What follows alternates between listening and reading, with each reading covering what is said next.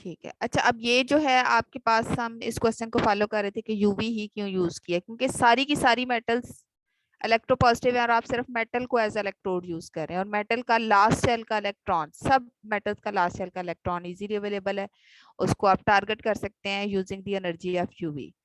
ठीक है, इससे ज्यादा एनर्जी वाली जो आपके पास रेडिएशंस हैं वो इंटरनल शेल्स के अंदर पेनिट्रेट करती हैं, वो लास्ट शेल तक जो है वो खुद को लिमिट लिमिट नहीं करती। ठीक है, तो हमने फिर ये डिस्कस किया था कि आपकी जितनी भी लाइट मेटल्स हैं, ठीक है, उसके अंदर एक तो सीजियम यूज होती है, एक टंगस्टन यूज होती है बहुत ज्यादा। आपने ऑब्जर्व किया होगा वो जो पुराने जमाने के बल्ब होते थे ना ट्रांसपेरेंट, उसके अंदर एक बड़ा लाइट सा स्प्रिंग होता था, अगर आपके घर में कोई पड़ा हो, आप उसको अगर उस बल्ब को हिलाए ना तो जी मैम। आपको वो स्प्रिंग हिलता हुआ नजर आता है, अंदर बड़ा फ्लेक्सिबल सा होता है, वो टंगस्टन जी मेटल का होता है। तो जो टंगस्टन है ना वो भी हाईली इलेक्ट्रोपॉजिटिव है, उसकी आयोनाइजेशन एनर्जी भी कम है, और वो इजीली लास्ट शेल का इलेक्ट्रॉन लूज कर देती है, और उसको उस इलेक्ट्रॉन को हिट किया जाता है फोटो इलेक्ट्रिक इफेक्ट में यूवी रेडिएशंस के थ्रू। ठीक है, ये फिर हमने सीजियम डिस्कस की थी कि ये मोस्ट इलेक्ट्रोपॉजिटिव क्यों है, क्योंकि लास्ट शेल का जो इलेक्ट्रॉन होता है आपके पास वो न्यूक्लियस से बहुत ज्यादा दूर होता है, और उसके ऊपर न्यूक्लियस का जो बाइंडिंग इफेक्ट होता है वो कम होता है, तो आप थोड़ी सी एनर्जी देके इसको इजीली रिलीज कर सकते हैं। ठीक है, फार अवे फ्रॉम न्यूक्लियस है, लूजली बाउंडेड है, लो आयोनाइजेशन एनर्जी इसकी, इजी टू रिमूव है। ठीक है, तो ये आपके पास पूरा फिनोमेना था, ठीक है, जिसमें हम कहते हैं कि आपका इलेक्ट्रॉन जो है वो किस वजह से इस इलेक्ट्रोपॉजिटिव मेटल के अंदर से जो है वो रिलीज हो जाता है। फिर हमने जो है वो यही वाली जो आपकी रेडिएशन थी इसको थोड़ा सा रिवाइज किया था कि इससे ज्यादा एनर्जी वाले भी हमारे लिए सुटेबल नहीं, कम वाले भी नहीं सुटेबल, क्योंकि ज्यादा एनर्जी वाले इंटरनल शेल को हिट करते हैं, आपने आउटर शेल को टारगेट करना है। ठीक है, तो यहाँ तक हमने कर लिया हुआ था। अच्छा, यहाँ तक आपके ये पॉइंट्स क्लियर हैं? एक तो इलेक्ट्रोमैग्नेटिक रेडिएशन जिसमें हम कह रहे थे कि मोनोक्रोमेटिक लाइट यूज होती है और यूवी रेडिएशन यूज होती है। दूसरा हमने ये भी डिस्कस कर लिया कि जो हमारे इलेक्ट्रोड्स हैं उनको इलेक्ट्रोपॉजिटिव होना चाहिए। अच्छा, उसके बाद हमारा नेक्स्ट क्वेश्चन ये है कि हम डिस्चार्ज ट्यूब जो यूज करते हैं वो क्वार्ट्ज क्लास की ही क्यों यूज करते हैं। ठीक है, पीछे हम मैंने आपसे कहा था कि हम जो डिस्चार्ज ट्यूब यूज करें वो क्वार्ट्ज क्लास की है। क्वार्ट्ज जो है वो ग्लास की एक स्पेशल टाइप है। ठीक है, आप घर में ये जो ग्लास के यूटेंसिल्स यूज करते हैं, ये ग्लास और है, इसको हम कहते हैं ऑर्डिनरी ग्लास। ठीक है, ये जो क्वार्ट्ज ग्लास है ये आप कहते हैं कि ग्लास की हाई क्वालिटी है। ठीक है, और इसको हाई क्वालिटी क्यों कहते हैं, क्योंकि जो आपका ऑर्डिनरी ग्लास होता है जब उसके ऊपर यूवी रेडिएशंस को फॉल करवाया जाता है तो उसको एब्जॉर्ब कर लेता है। ठीक है, अगर आपका जो घर में ग्लास का आप कहते हैं कि कोई बर्तन पड़ा हुआ है जिसमें ग्लास ही है सपोज, जिसमें आप पानी पीते हैं, या कोई बाउल है, तो जब आप उसके अंदर ऊपर यूवी रेडिएशन फॉल करवाएंगे तो वो जो यूवी रेडिएशन है वो ग्लास की आउटर सरफेस तक रहेगी, ग्लास के अंदर नहीं जा सकती, क्योंकि ग्लास की वो जो लेयर होती है ना वो क्या करती है कि उस यूवी रेडिएशन को एब्जॉर्ब कर लेती है और फर्दर जो है वो सिस्टम के अंदर मूव ही नहीं करने देती। लेकिन जो क्वार्ट्ज ग्लास है, ठीक है, इसके पास ये कैपेबिलिटी है कि ये ट्रांसपेरेंट टू यूवी लाइट है, ये यूवी लाइट का रास्ता जो है वो नहीं रोकता।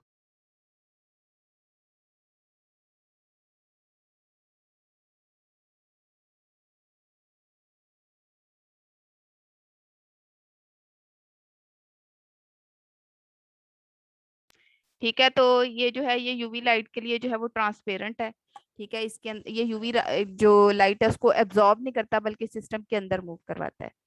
तो अब जो है वो अगर तो आपके पास जो है वो यूवी लाइट होगी, ठीक है, तो वो क्या करेगी, सिस्टम के अंदर से इस क्रॉस करते हुए इस इलेक्ट्रोड तक पहुंच जाएगी।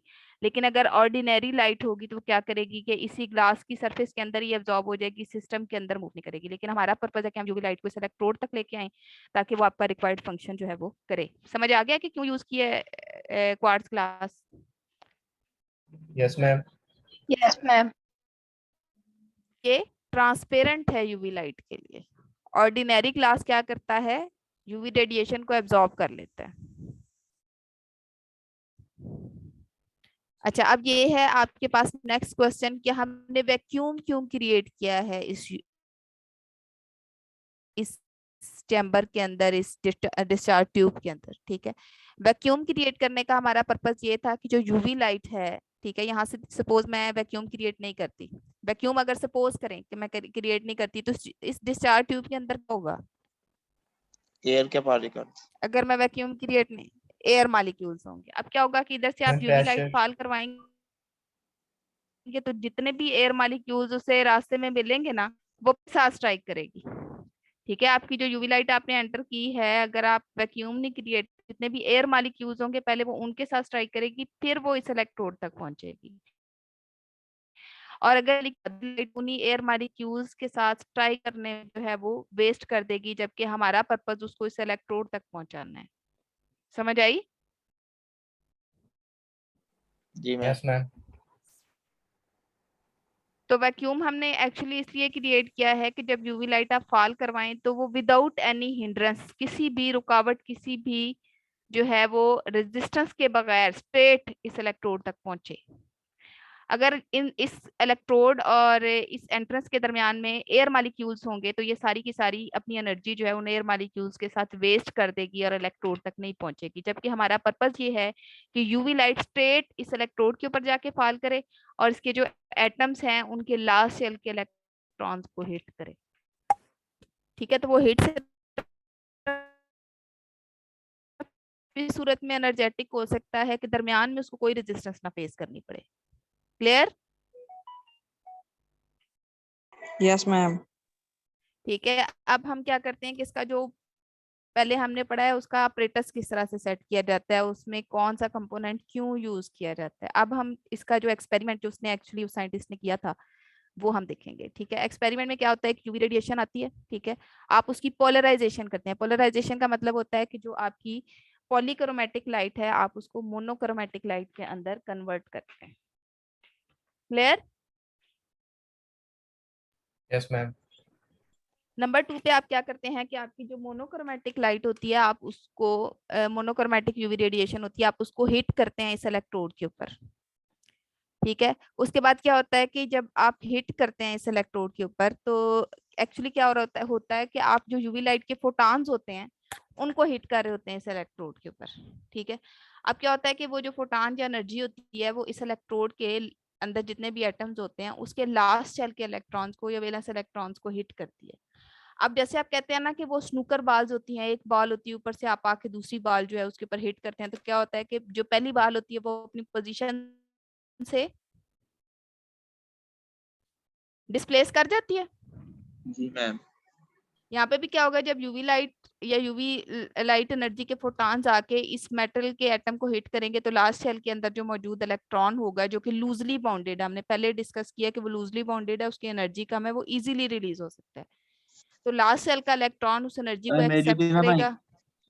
हाँ जी, अब वो क्या करेगा, जो लास्ट सेल का इलेक्ट्रॉन होगा वो उस एनर्जी को रिलीज करेगा, एब्जॉर्ब करेगा और अपने लास्ट सेल का इलेक्ट्रॉन जो है उसको डोनेट कर देगा। अब डोनेट हो गया इलेक्ट्रॉन जो है वो इधर आ गया आपका। ठीक है, थोड़ा सा इलेक्ट्रोड से बाहर आ गया। जब इलेक्ट्रोड से बाहर आ जाएगा तो इलेक्ट्रॉन के ऊपर कौन सा चार्ज है? नेगेटिव। नेगेटिव। अब क्या होगा कि अगर इस इलेक्ट्रोड के ऊपर नेगेटिव चार्ज है तो वो क्या करेगा, उस इलेक्ट्रॉन को अट्रैक्ट करेगा, रिपेल करेगा? इलेक्ट्रॉन बाहर निकलेगा तो अगर यस अगर इसके ऊपर मैम नेगेटिव चार्ज है जी मैम नोड भी नेगेटिव है और इलेक्ट्रॉन भी नेगेटिव है तो रिपेल करेगा। रिपेल करेगा तो उसके रिजल्ट में क्या होगा कि वो अट्रैक्ट किसकी तरफ होगा? दूसरे इलेक्ट्रोड की तरफ।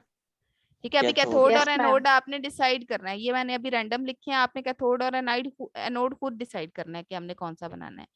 तो यहाँ पे सिर्फ ये होगा कि अगर इस इलेक्ट्रोड के ऊपर नेगेटिव चार्ज है ना तो ये क्या करेगा, उसको रिपेल करेगा और उसको अपोजिट इलेक्ट्रोड की तरफ डायरेक्ट करेगा, क्योंकि इसको नेगेटिव इलेक्ट्रोड ने रिपेल करना है और पॉजिटिव ने अट्रैक्ट करना है। तो क्या होगा, उसका यहाँ पे फ्लो होगा, वो नेगेटिव से पॉजिटिव की तरफ जाएगा। Yes ma'am. यस। जब वो पॉजिटिव से नेगेटिव की अगर पॉजिटिव से नेगेटिव की तरफ जाएगा तो उसको हम क्या कहेंगे? मूवमेंट होगी उसकी। जी मैम। Yes ma'am. और जो मूविंग चार्ज होता है उसको क्या कहते हैं? करंट। करंट। इसका मतलब ये है कि यहाँ पे करंट प्रोड्यूस होगा, करंट प्रोड्यूस होगा। अब उस करंट को चेक करने के लिए क्या करना पड़ेगा, आप इन्हीं इलेक्ट्रोड्स के साथ एक एक्सटर्नल सर्किट या वायर्स लगा देंगे। गैल्वानोमीटर जो है वो क्या करेगा, ज़ाहिर अगर करंट आ रहा है वो इन वायर्स के अंदर भी मूव करेगा। और अगर गैल्वानोमीटर की ये जो नीडल है ये डिफ्लेक्ट कर जाती है उसकी वजह से, तो इसका मतलब ये है कि ऐसी सर्किट के अंदर से करंट मूव कर रहा है और इन दोनों इलेक्ट्रोड्स के दरमियान में भी करंट मौजूद है। Clear? Ma'am yes ma'am. Ma'am अगर हम अनोड जो है वो टंगस्टन लेते हैं तो क्या कैथोड पे हमें टंगस्टन ही लेना है हमने? नो नो नो, आप दो सेम मेटल्स के इलेक्ट्रोड नहीं ले सकते। आपने दो ऐसी मेटल्स लेनी है जिनकी इलेक्ट्रोपॉजिटिविटी डिफरेंट हो, क्योंकि मैंने आपको बताया एक ऊपर हमने पॉजिटिव चार्ज देना है, एक ऊपर नेगेटिव। तो जिसकी इलेक्ट्रोपॉजिटिविटी ज्यादा होगी उस पर हम पॉजिटिव चार्ज देंगे, जिस पे इलेक्ट्रोनेगेटिविटी कम होगी नेगेटिव चार्ज देंगे। अगर दोनों मेटल्स की सेम ले लेते हैं, दोनों इलेक्ट्रोड सेम मेटल्स के लेते हैं, दोनों की इलेक्ट्रोपॉजिटिविटी सेम है, तो कैथोड एनोड कैसे डिसाइड करेंगे? जी यस मैम। ठीक है। वो जो आपने इलेक्ट्रोकेमिकल सीरीज एक एफएससी में पढ़ी होगी, उसमें आपने देखा होगा कि दो मेटल्स में से एक को कैथोड और एनोड बनाने का रूल है कि जो मोर इलेक्ट्रोपॉजिटिव है उसको कैथोड बनाएं और जो लेस इलेक्ट्रोपॉजिटिव है उसको एनोड बनाएं। तो दोनों सेम होंगी तो आपका सर्किट नहीं काम करेगा।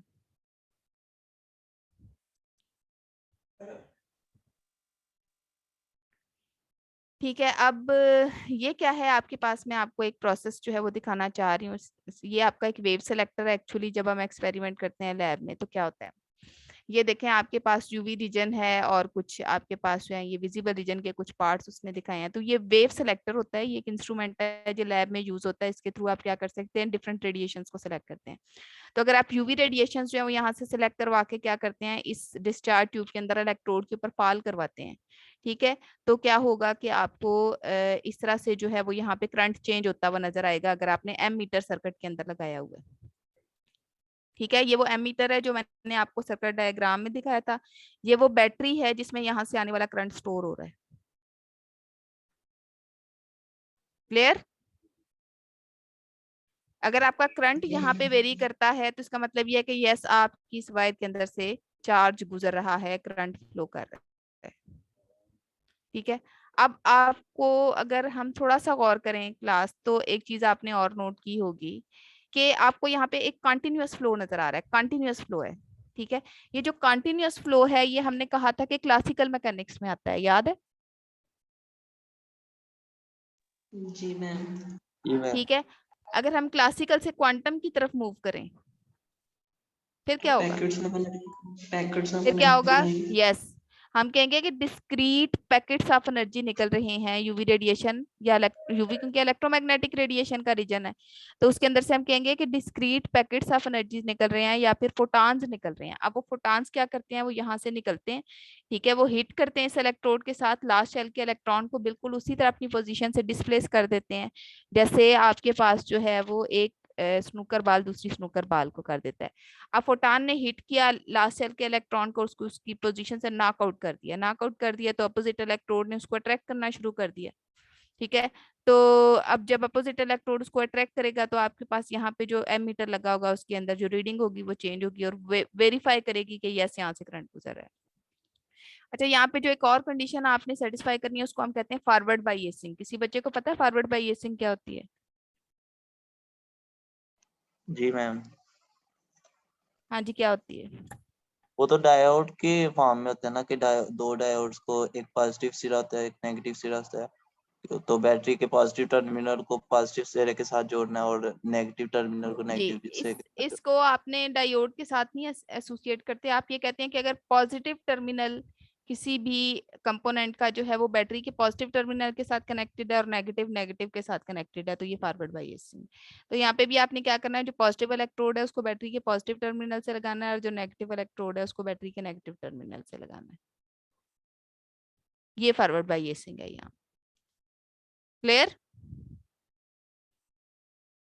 Yes ma'am.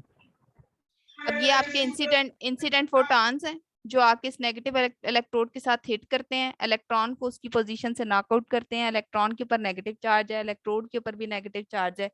जब इलेक्ट्रॉन निकलेगा तो डिस्प्लेस होगा, नॉकआउट होगा, उसको रिपेल करेगा। ठीक है। और पॉजिटिव इलेक्ट्रोड उसको अट्रैक्ट करेगा जिसकी वजह से इलेक्ट्रॉन्स यहाँ पे फ्लो करना शुरू कर देंगे और यहाँ से आते हुए इलेक्ट्रोड के अंदर मूव करेंगे, फिर सर्किट के अंदर मूव करेंगे और आपका फोटो इलेक्ट्रिक इफेक्ट यानी conversion of photo energy into light energy जो है वो कंफर्म हो जाएगी। ठीक है। अब एक और चीज जो आपने यहाँ पे अंडरस्टैंड करनी है, थोड़ा सा आपने इसका फार्मूला देखना है। उसके लिए जो एक चीज आप नोट करेंगे वहां पे वो ये है कि आपको एक इलेक्ट्रॉन को किसी भी मेटल की सरफेस से निकालने के लिए जो मिनिमम अमाउंट ऑफ एनर्जी चाहिए होती है। ऐसा नहीं है कि आप कोई सी भी एनर्जी फाल करवा दें और इलेक्ट्रॉन अपनी पोजीशन से नॉकआउट हो जाए। आपको किसी भी मेटल की सरफेस के अंदर से इलेक्ट्रॉन निकालने के लिए एक मिनिमम अमाउंट ऑफ एनर्जी भी चाहिए होती है, ठीक है, जिसको आपका फॉलो करना जरूरी होता है। ठीक है, तो फोटो इलेक्ट्रिक इफेक्ट को प्रोड्यूस करने के लिए आपके जो एनर्जी होगी इंसिडेंट फोटॉन की, जो इलेक्ट्रॉन आप फॉल करवा रहे हैं इस इलेक्ट्रोड के ऊपर, उसके पास एक डेफिनेट अमाउंट ऑफ एनर्जी होनी चाहिए। क्योंकि अब जो फोटॉन आ रहा है और मेटल सरफेस के साथ स्ट्राइक कर रहा है, उसने बेसिकली दो काम करने हैं। एक तो उसने वर्क फंक्शन प्रोड्यूस करना है और एक उसने प्रोड्यूस करनी है काइनेटिक एनर्जी। अच्छा, अब वर्क फंक्शन पहले आप अंडरस्टैंड करेंगे कि क्या होता है। यहाँ पे देखें, आपका इलेक्ट्रॉन जो है वो बेशक लूजली बाउंडेड है, लेकिन है तो मेटल के अंदर, ऐसे ही है। Yes ma'am. उसके ऊपर न्यूक्लियस की अट्रैक्शन का इफेक्ट कम है, लेकिन है तो सही। तो अब क्या होगा कि आपने पहले तो अगर उसको फ्लो करवाना है तो उसको आपको न्यूक्लियस की अट्रैक्शन से बाहर निकालना पड़ेगा। ठीक है, न्यूक्लियस की अट्रैक्शन से आप उसको सिर्फ इस सूरत में बाहर निकाल सकते हैं कि आप उसको थोड़ी सी एनर्जी प्रोवाइड करें। ठीक है, अब फोटॉन जो है जो आ रहा है, क्योंकि उसके पास भी एनर्जी है, तो वो क्या करेगा, इलेक्ट्रॉन के साथ हिट करके अपनी एनर्जी उसको ट्रांसफर करेगा। जब अपनी एनर्जी उसको ट्रांसफर करेगा तो वो क्या करेगा, मेटल की सरफेस से बाहर निकल आएगा उसको एब्जॉर्ब करके। ठीक है, तो इलेक्ट्रॉन को उस बाइंडिंग फोर्स से या न्यूक्लियस की अट्रैक्शन से फ्री करने के लिए, ठीक है, आपको जितनी एनर्जी रिक्वायर्ड होती है या फोटॉन को जितनी एनर्जी रिक्वायर्ड होती है, उसको कहते हैं हम वर्क फंक्शन। क्या कहते हैं? ये आयनाइजेशन एनर्जी जैसे ही है ना? हाँ जी, इलेक्ट्रॉन को मेटल की सरफेस से बाहर निकालने के लिए जो एनर्जी चाहिए वो वर्क फंक्शन है। ठीक है, अब वर्क फंक्शन हो गया, इलेक्ट्रॉन मेटल की सरफेस से बाहर निकल आया, उसके बाद इलेक्ट्रॉन ने मूव करना है अपोजिट इलेक्ट्रोड की तरफ। इसका मतलब ये है कि उसको एक और एनर्जी भी चाहिए। मूवमेंट के साथ एनर्जी एसोसिएटेड होती है काइनेटिक एनर्जी। ठीक है, तो इलेक्ट्रॉन को मूव करने के लिए काइनेटिक एनर्जी भी चाहिए। अब इलेक्ट्रॉन की दो रिक्वायरमेंट्स है, एक तो उसको मेटल की सरफेस से आपने निकालना है वर्क फंक्शन के इक्वल एनर्जी देके, और फिर जो बाकी एनर्जी है वो इलेक्ट्रॉन यूज करेगा काइनेटिक एनर्जी के तौर पे और मूव करेगा अपोजिट इलेक्ट्रोड की तरफ। ठीक है, अब मुझे ये बताएं कि सपोज इस मेटल के का जो इलेक्ट्रॉन है उसका वर्क फंक्शन है 2 जूल, आपने 2 जूल एनर्जी उसको दे दी। ठीक है, 2 जूल का फोटॉन उसको दे दिया। ठीक है, और 2 जूल ही उसका वर्क फंक्शन है, इलेक्ट्रॉन निकल आएगा। जी, इलेक्ट्रॉन तो निकल आएगा पर उसकी मोशन नहीं होगी। मूवमेंट नहीं हो पाएगी, क्योंकि मूवमेंट के लिए कुछ बचा ही नहीं, जो टोटल एनर्जी थी वो तो इलेक्ट्रॉन को बाहर निकालने में लग गई है।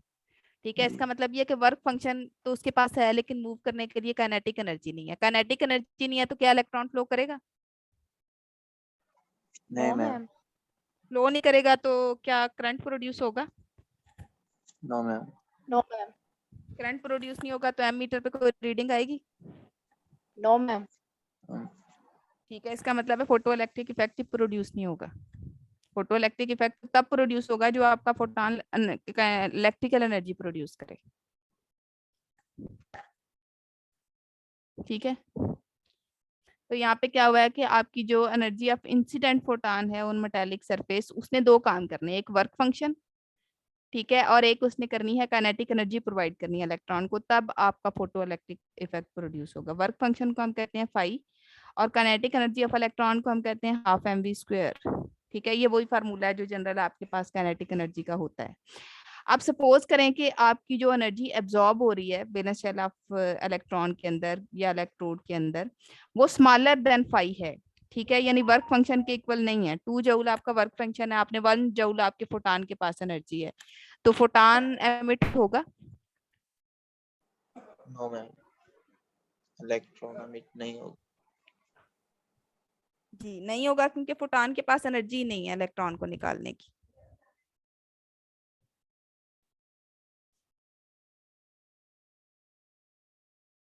अच्छा, अब हम आ जाते हैं कि सपोज आपका जो फोटॉन है उसके पास एनर्जी एग्जैक्टली वर्क फंक्शन के इक्वल है, फिर क्या होगा?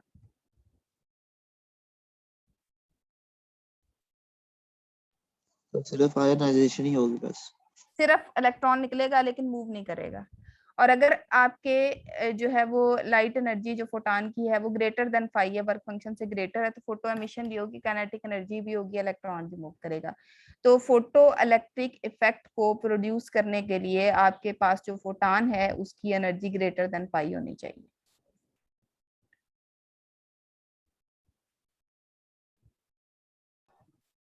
ठीक है, अब ये है आपके पास, उसने कुछ मेटल्स के लिए जो है ना वो वर्क फंक्शन दिया हुआ है यहाँ पे। जी बोलें।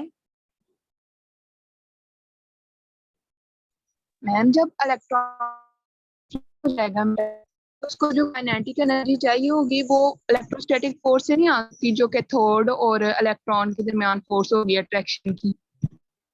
इलेक्ट्रोस्टैटिक फोर्स की वजह से ही होगी, लेकिन देखें सपोज आपने स्नूकर खेले, अभी मैंने आपको एग्जांपल दी कि यहाँ पे मूवमेंट बिल्कुल वैसे ही होगी जैसे स्नूकर बॉल्स की होती है। आप क्या करते हैं कि आप स्नूकर बॉल के ऊपर बस लाइट सा एक जो है वो दूसरा बॉल हिट करते हैं, क्या करेगा वो? डेस्टिनेशन तक पहुंचेगा?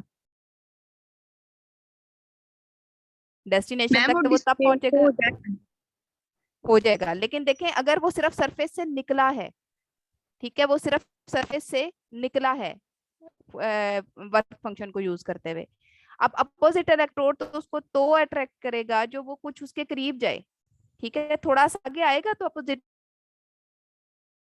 इलेक्ट्रोड की अट्रैक्शन में आएगा ना, ठीक है। अगर वो सरफेस के करीब ही मूव निकल के भी थोड़ा सा बस सरफेस से थोड़ा सा बाहर आया तो अपोजिट इलेक्ट्रोड की तो वो डोमेन में ही नहीं आया, डोमेन में नहीं आया तो वो कैसे उसको इलेक्ट्रोस्टैटिक फोर्स के थ्रू निकाल लेगा? ऐसे नहीं है कि आपके फोटो इलेक्ट्रिक इफेक्ट में दोनों इलेक्ट्रोड्स बिल्कुल एक दूसरे के करीब है और जैसे ही एक इलेक्ट्रॉन निकलेगा दूसरा इलेक्ट्रोड उसको पकड़ लेगा। दूसरा इलेक्ट्रोड उसको तब पकड़ेगा जब वो उसके इलेक्ट्रिक फील्ड में आएगा, तो इलेक्ट्रिक फील्ड तक पहुंचने के लिए भी तो उस इलेक्ट्रॉन को एनर्जी चाहिए ना। Okay ma'am. ठीक है, ये कुछ मेटल्स हैं आपके पास, उन ये जो मेटल्स होती है ना इनके वर्क फंक्शन फिक्स्ड होते हैं। ये कुछ मेटल्स हैं, ये उनके के वर्क फंक्शन दिए हुए हैं। सीजियम का दिया हुआ है 1.9 इलेक्ट्रॉन वोल्ट है, पोटाशियम का दिया हुआ है, सोडियम का दिया है, लिथियम का दिया है, कैल्शियम का दिया हुआ है, कॉपर का दिया हुआ है, सिल्वर का और प्लैटिनम का। इसमें से सबसे कम वर्क फंक्शन किसका है?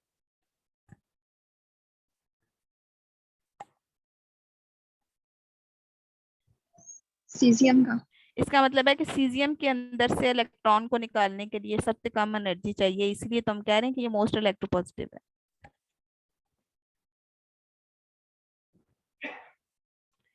ठीक है, तो अब अगर आप पोटाशियम देखते हैं तो उसके अंदर आपके पास इलेक्ट्रॉन को बाहर निकालने के लिए आपको 2.2 इलेक्ट्रॉन वोल्ट चाहिए। सीजियम मोस्ट इलेक्ट्रोपॉजिटिव है। अब 2.2 इलेक्ट्रॉन वोल्ट आप अपने माइंड में रखनी है कि पोटाशियम के सीजियम के बजाय अगर हम पोटाशियम की एग्जांपल लेते हैं तो पोटाशियम की सरफेस से इलेक्ट्रॉन को निकालने के लिए आपको 2.2 इलेक्ट्रॉन वोल्ट एनर्जी चाहिए। अब देखें यहाँ मीटिंग पे एंड होने आपके में लेस देन 1 मिनट है। ओके, चलें यहाँ तक जो है वो आप ये देख लें कि यहाँ पे मैंने आपको दिखाया है डिफरेंट प्लेसेस पे कि अगर आपके फोटान के पास जो एनर्जी है वो लेस देन 5 है, ठीक है, फिर क्या होगा कि ये जस्ट स्ट्राइक कर रहा है, आपको कोई इलेक्ट्रॉन एमिट होता हुआ नजर नहीं आएगा। और अगर इक्वल टू 5 है तो क्या होगा कि ये स्ट्राइक करेगा लेकिन इलेक्ट्रॉन को नहीं निकालेगा, और अगर ग्रेटर देन 5 है तो स्ट्राइक भी करेगा और इलेक्ट्रॉन को निकालेगा भी।